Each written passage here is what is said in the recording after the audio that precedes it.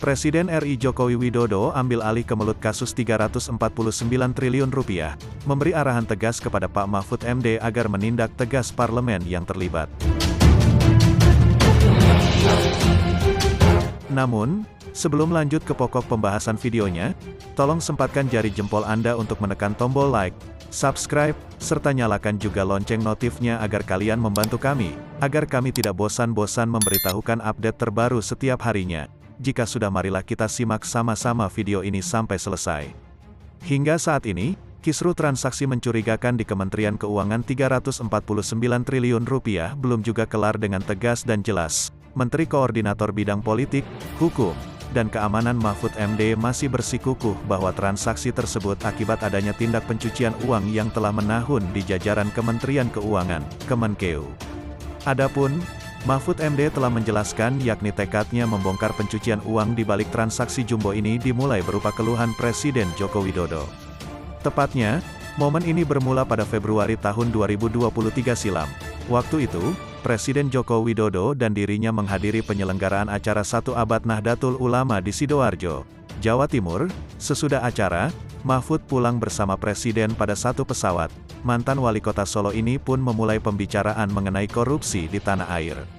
Sebulan lalu, ketika ada acara 1 Abad NU di Sidoarjo, saya diajak pulang bersama oleh Presiden satu pesawat dari Surabaya karena apa? Membahas indeks persepsi korupsi, ucap Mahfud di Komisi 3 DPR, dikutip Kamis tanggal 6 April tahun 2023.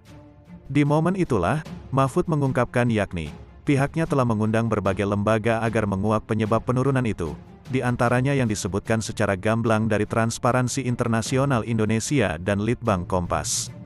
Kesimpulannya, data beberapa lembaga itu mengungkap akan turunnya indeks persepsi korupsi itu disebabkan sentimen negatif terhadap bidang pelayanan publik, terutama akibat korupsi di Direktorat Jenderal Bea dan Cukai serta Direktorat Jenderal Pajak.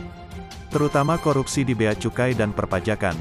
Clear itu penjelasannya. Yang kedua, facilitating payment dalam pelayanan publik di berbagai tempat itu orang sekarang bayar mau naik pangkat bayar ke siapa, kalau enggak punya channel itu enggak bisa, ucap Mahfud. Mahfud berada di atas angin ketika terjadi kasus pemukulan anak dari ex-pejabat eselon 3 di Direktorat Jenderal Pajak Kementerian Keuangan Rafael Alun Trisambodo. Kasus tersebut terungkap ke publik, hingga harta kekayaan jumbo Rafael menjadi sorotan. Kondisi ini, kata Mahfud, yang membuatnya tertarik mengusut lebih dalam.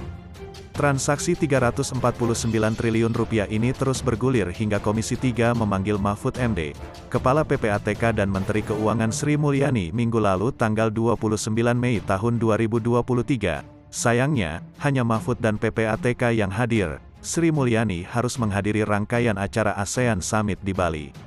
Tak hanya itu, Jokowi meminta Mahfud agar menjelaskan secara terbuka mengenai dugaan tindak pidana pencucian uang. Khusus berdua dengan saya, ada beberapa hal antara lain menyangkut soal temuan PPATK mengenai dugaan pencucian uang di Kementerian Keuangan.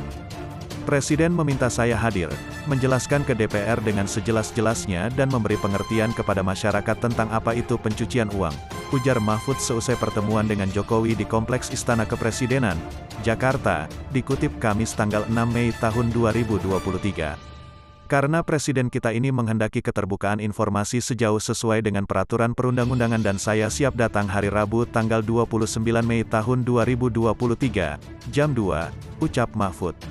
Sekian dari kami, mohon sekiranya jangan bosan-bosan menonton update terbaru dari channel ini. Terima kasih.